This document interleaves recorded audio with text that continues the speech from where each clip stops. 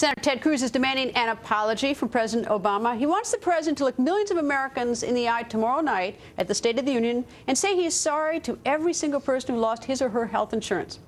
Is that going to happen? Senator Cruz joins us. Nice to see you, sir. Great to see you, Greta. Okay, so first, what are the odds that's going to happen? Well, unfortunately, the odds are not high. This president has not taken responsibility for the harms that have come from his policies. Well, he did apologize on an interview last November. He said he regretted that as a consequence of the Obamacare. So it's not like he's been totally silent on it. You know, that's true, but you know, an apology is empty if there's no action after it. You know, I mean, as you know, I've got two little girls at home.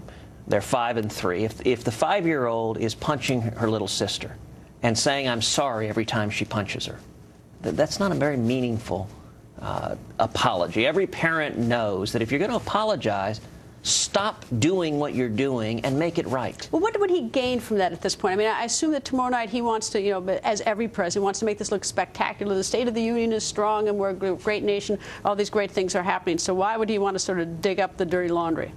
Well, because people are still hurting. I mean, when I go home to Texas, which I try to do every week, every trip I meet Texans who come up to me and say, "My health insurance was canceled because of Obamacare. I'm scared. My kids are sick. I don't know what to do." Are they not in the exchange with subsidies? Some are, but some are not. You know, I mean, altogether, we've had over 5 million people whose health insurance has been canceled because of Obamacare.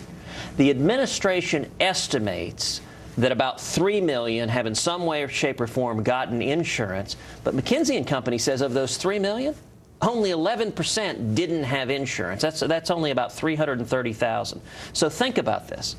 To extend insurance to 330,000 people who didn't have it, President Obama and his administration has screwed up the health care for potentially tens or hundreds of millions of Americans. It doesn't make any sense. Well, there are 48 million estimated who didn't have insurance before Obamacare. And it does, I mean, there is some question like, why would you disrupt, you know, 300+ million people in the country, whatever the numbers are, for the sake of 48 million, instead of designing something to satisfy the 48 million? That might have probably been a little more sensible. Is that not something that was even thought about? Well, in this instance, Obamacare doesn't come anywhere close to providing insurance for those 48 million. I mean, the estimates are 330,000 people. You know, it would have been cheaper to send a check to each of those people for $1 million.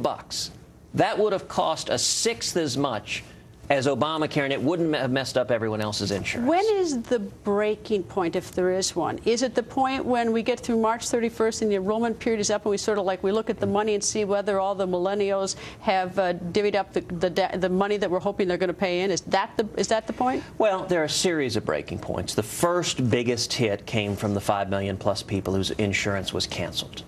The second that we're seeing right now are premium spikes and premium increases, particularly in the individual market, particularly young people. Young people are getting hammered by Obamacare, which is why it is becoming so profoundly unpopular among young people. Why aren't they saying anything? So that we're not putting them on TV?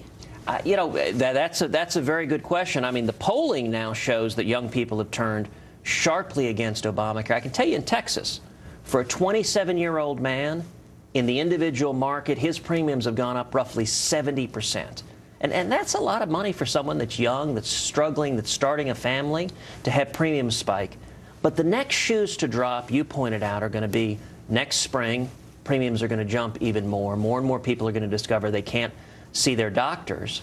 And then the biggest shoe to drop, I cannot tell you how many heads of HR at big companies have said they're just getting ready to dump everyone on their large group insurance onto the exchanges, and that's where you have the risk of tens of millions or even hundreds of millions losing their health insurance. Do you think the president is worried? Do you think he's nervous that this is going to work, or do you think he's so confident that this is the end-all, this is with a few little repairs along the way? You know, Greta, the most troubling thing about the Obama presidency has been a willingness to abuse power and allow the ends to justify the means. So I don't see any action on the president to correct the fact of over 5 million people have lost their health insurance. And the pattern over and over again is just to double down.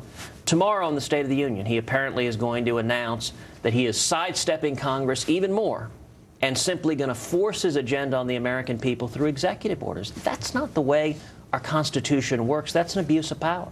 Senator, nice to see you, sir. Always great to be with you. You're going to be there tomorrow night, right? Oh, yeah.